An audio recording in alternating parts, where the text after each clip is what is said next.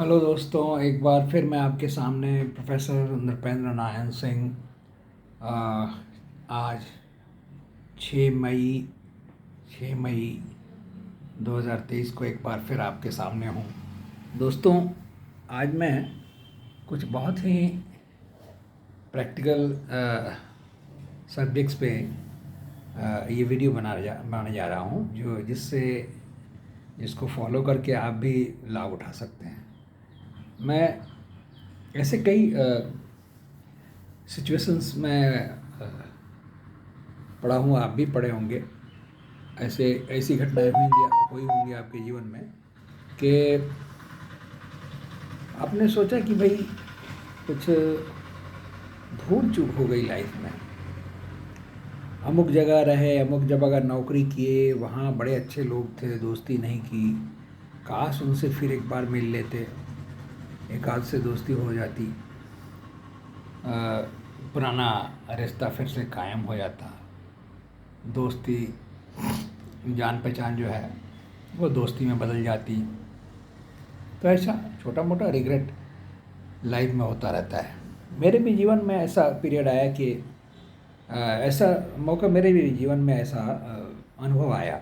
मैंने शुरुआत के दिनों में स्कूलों में नौकरी की, 2-3 साल स्कूल टीचर रहा। एक बार बैरपुर आर्मी सेंट्रल स्कूल में रहा, 6 महीने एडहॉक जॉब में। पिताजी रिटायर हो चुके थे और मुझे कुछ करना था फैमिली का खर्च उठाने के लिए, तो मैंने किया। उसके बाद दूसरी स्कूल की नौकरी की, वहाँ लगभग 1.5 साल रहा। वहाँ बहुत मज़े किए, खूब क्रिकेट खेला। तब मैं 26-27 साल का था। खूब क्रिकेट खेला, आर्म रेसलिंग किया, नाटक किए, क्रिकेट खेला। वॉलीबॉल तो मैं लगभग स्टेट लेवल का प्लेयर था। क्रिकेट में डिस्ट्रिक्ट लेवल का प्लेयर था। बॉडी बिल्डिंग का शौक़ था, शॉट पुट भी करता था, जेवलिन थ्रो करता था। तो बहुत कुछ किया और बहुत सारे लोगों से जान पहचान हुई। लेकिन उस जगह में मैं चूक गया। वहाँ कुछ दोस्त बनाने चाहिए थे, क्योंकि बहुत सारे लोगों से अच्छी जान पहचान हुई और बड़ी अच्छी रुचि वाले वहाँ लोग थे। तो मैं एक बार फिर गया वहाँ जहाँ मैं स्कूल टीचर था। और मैं तब गया जब मैं एक कॉलेज में, कोलकाता के एक कॉलेज में प्रोफेसर हो गया। तो मैंने सोचा कि कुछ पुराने लोगों से, जो मेरे स्कूल टीचिंग के दौरान जिन्होंने मुझे हेल्प किया था, जिन्होंने बहुत ही अच्छा दोस्ताना व्यवहार किया था, लेकिन मैं उनसे अपनी अनभिज्ञता के चलते, अपनी नासमझी के चलते, अपने इमेच्योरिटी के चलते, मैं उस मौके का जो है, उस अपॉर्चुनिटी का सही उपयोग मैंने नहीं किया। मुझे कुछ दोस्त बनाने चाहिए थे, क्योंकि बहुत सारे अच्छे लोगों ने मुझे मदद किया था। और मेरे करियर के शुरुआती दौर में मेरी महत्वाकांक्षा थी, मेरा एम्बिशन था कॉलेज टीचर बनने का, सो पूरा हुआ। लेकिन 3 साल मैं स्कूल टीचर रहा। तो मैं गया वहाँ जहाँ मैं 1.5 साल टीचर था। फिर मैं वहाँ गया तो बहुत सारे लोग इकट्ठे हो गए स्कूल में, स्टाफ रूम में। तो वो बहुत खुश हुए मुझे देख के, क्योंकि मैं लाइवली टेम्परामेंट का था, सेंस ऑफ ह्यूमर भी था, प्रेजेंटेबल पर्सनैलिटी भी थी, और अपना सब्जेक्ट जी जान लगा के पढ़ाता था। तो लड़के भी, स्टाफ भी, सभी बहुत प्यार करते थे। तो मैं 4-5 साल बाद गया। फिर मैंने स्टाफ रूम में बहुत सारे लोग इकट्ठा हुए थे। फिर मैंने सोचा कि कुछ उपाय करूं कि किसी को बुरा भी नहीं लगे और 2-4 लोगों का मैं मोबाइल नंबर ले लूं। तो मैंने एक आदमी को कहा कि भाई आपसे काम है। तो मैं स्टाफ रूम के बाहर ले गया, उनसे कहा, यार तुमने मेरी बहुत मदद की है, and you have such a good sense of humour, I could never forget you. तो वो आदमी बहुत खुश हुआ, क्योंकि रियली उसमें बहुत अच्छा सेंस ऑफ ह्यूमर था और मैं उनको बहुत लाइक करता था। तो मैंने डेल कार्नेगी पढ़ी थी, और उसमें पढ़ा था कि आप सही तारीफ़ करें तो लोग, अगर कोई क्वालिटी किसी में है और अगर उससे आप उसकी आप अगर आप तारीफ़ करते हैं तो वो आदमी निश्चित रूप से आपको लाइक करेगा। तो वो पहले से ही मुझे लाइक करता था, और मैंने वो सही बात कही कि you have such A lively temperament, you have such a good sense of humour. ज़रा आप अपना नंबर देना यार, मैं आपसे कांटेक्ट में रहना चाहता हूँ। तो नंबर लिया मैंने और आज भी मैं उनसे बातें करता हूँ जब भी मैं अकेले होता हूँ। तो वो मैंने बुद्धि वो तरीका नहीं अपनाया होता, उन्हें अलग ले जाके अगर नहीं बात किया होता तो वो शायद कुछ लोग ऑफेंडेड हो जाते। उसके बाद मैं कुछ देर बाद फिर एक आदमी को मैंने कहा कि भाई आपसे एक काम है। तो उनको मैंने कहा कि यार you are such a good teacher, और आप जैसे टीचर बहुत कम होते हैं। और वाकई वो बहुत अच्छे टीचर थे लिटरेचर के। और मैंने उनका नंबर लिया। तो इस तरह दो दोस्त मैंने बनाए जो आज तक मेरे दोस्त हैं। तो किसी का नाम याद रखना और उसकी सही तारीफ करना, ये डेल कार्नेगी ने अपनी पुस्तक how to win friends and influence people में कहा है। How to win friends and influence people हर सेल्समैन को पढ़ना चाहिए। जितने भी लोग सेल्स के बिजनेस में हैं, चाहे वो मेडिकल रिप्रेजेंटेटिव हो, चाहे वो नेटवर्किंग वाले में हो, तो ये बाइबल कही जाती है। जितने भी हाउ टू बुक्स हुए वो सब डेल कार्नेगी के ऑलमोस्ट चेले हैं, क्योंकि डेल कार्नेगी ने ये किताब लगभग 100 वर्ष पहले लिखी। वो बहुत ही गरीब घर में पैदा हुआ डेल कार्नेगी, और उसने देखा कि फिजिक्स, केमिस्ट्री, मैथ, मैनेजमेंट सब पर पुस्तकें लिखी हुई हैं, लोगों ने लिखी हैं, लेकिन आदमी अपने घर में, अपने समाज में, अपने इंस्टीट्यूशन में, हर जगह जो है, अपने ऑफिस में, बाहर कहीं भी, सामाजिक ओकेज़न में कैसे व्यवहार करे अपनी पत्नी से, अपने पिता से, अपने दोस्तों से, किस तरह जो है उसे इंटरेक्ट करना चाहिए, क्या क्या चीज़ों का ख्याल रखना चाहिए। तो ऐसे नाम याद रखना, उसने बताया कि नाम जो है बहुत इम्पोर्टेंट चीज़ है किसी आदमी के लिए। अगर आप एक रेस्टोरेंट में जाके अगर आप नाम से पुकारें किसी वेटर को, तो अगर वहाँ 100 आदमी हो तो भी वो वेटर आपको पहले सर्विस देगा और मलाई मार के चाय लाएगा और एक मुस्कुराएगा और आपको सर्व भी करेगा। तो नाम का बहुत वैल्यू होता है। आप देखिए, अब यहाँ कलकत्ता में सेंट जेवियर्स यूनिवर्सिटी का नया कैंपस है न्यू टाउन में। वहाँ मैंने देखा कि मित्तल साहब का नाम लिखा हुआ है, बहुत सारे 3-4 बिल्डिंग्स बन रहे हैं। तो मित्तल जी स्टील टाइकून हैं, स्टील के बहुत बड़े व्यवसायी हैं, वर्ल्ड में उनका नाम है। वो सेंट जेवियर्स कॉलेज के प्रोडक्ट, कलकत्ता सेंट जेवियर्स के प्रोडक्ट हैं। तो उन्होंने अपने अल्मा मैटर को बहुत सारा दान दिया। तो नाम, सिर्फ उनका नाम लिखा हुआ है, इसलिए जो है वो उन्होंने जो है उनका नाम लिखा हुआ है, ये उनके लिए बहुत गर्व की बात है। सेंट जेवियर्स यूनिवर्सिटी में उनका नाम है, उनके फैमिली नाम है। तो मैंने ऐसे भी देखा है कि मैं जिस स्कूल में पढ़ता था तो उसमें लोग हेड मास्टर के पास आते थे, उसके प्रेसिडेंट के, स्कूल के प्रेसिडेंट के पास आते थे, सेक्रेटरी के पास आते थे, और लोग कहते थे कि देखिए सेक्रेटरी साहब, प्रेसिडेंट साहब, हेड मास्टर साहब, अगर आप मेरे पिताजी का नाम, अगर मेरे पिताजी के नाम की पट्टी लगा दें, लोहे की पट्टी या पत्थर की, तो मैं एक क्लासरूम बनाने के लिए 5 लाख 10 लाख रुपया दे दूँगा। तो इस तरह आप देखें कि सिर्फ पिताजी का नाम या अपना नाम लिखवाने के लिए जो है एक मिडिल क्लास का आदमी भी 2 लाख 5 लाख देने को तैयार होता है।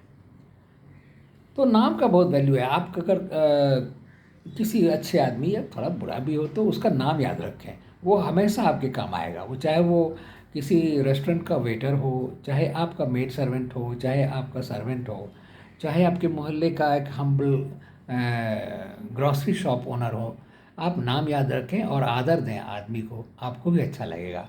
और एक आदमी को जो है कि अरे छोकरे, अरे अरे लड़के, इस तरह आप रेस्टोरेंट में ना बुला करके, या किसी शॉप असिस्टेंट को इस तरह ना बुला करके, आप अगर नाम लेके बुलाएं तो आपको अच्छी सर्विस मिलेगी और आपको बहुत ही दोस्ताना व्यवहार मिलेगा। तो नाम याद रखें और सही तारीफ़ करें किसी आदमी की। मैं पिछले कॉलेज स्कूल में गया और अपने स्कूल में, और मैंने 2-3 टीचरों को उनकी सही तारीफ़ की। एक बहुत ही जिंदा दिल थे तो मैंने ये उनके मुंह पे कहा, एक बहुत ही अच्छे अपने सब्जेक्ट के जानकार थे तो मैंने ये उनके सामने कहा, और इन दोनों ने आदमियों ने बड़ी खुशी से अपना नंबर मुझे दिया और आज भी हम कांटेक्ट में हैं। मैं दिल से उनका सम्मान करता हूँ। सिर्फ एक बात देखिए, आपको दिल से भी उस आदमी को सम्मान देना पड़ेगा, क्योंकि हृदय की भाषा, प्रेम की भाषा सभी पहचानते हैं, चाहे आप कितनी दूरी पे क्यों ना हो। अगर आप फ़ोन से भी बात करते हैं, अगर आप सही में किसी आदमी को पसंद करते हैं, उन्हें प्यार करते हैं, तो वो रेस्पॉन्ड करेगा, वो आपके का जवाब देगा। तो इस तरह मित्रता बहुत बड़ी चीज़ है। और आप चाहे फ़ोन से कांटेक्ट में रहें या बीच बीच में मिलें, फ़ोन से अगर आपकी से दोस्ती है तो आप 3-4 दिनों में फ़ोन अवश्य करें और बातें करें, 2 मिनट ही सही। और इस तरह रिश्ते रिन्यू हो जाते हैं। मोबाइल एक बहुत बड़ा गिफ्ट है मॉडर्न युग का, और it helps to keep you in contact with your friends, with your family, with your near and dear once.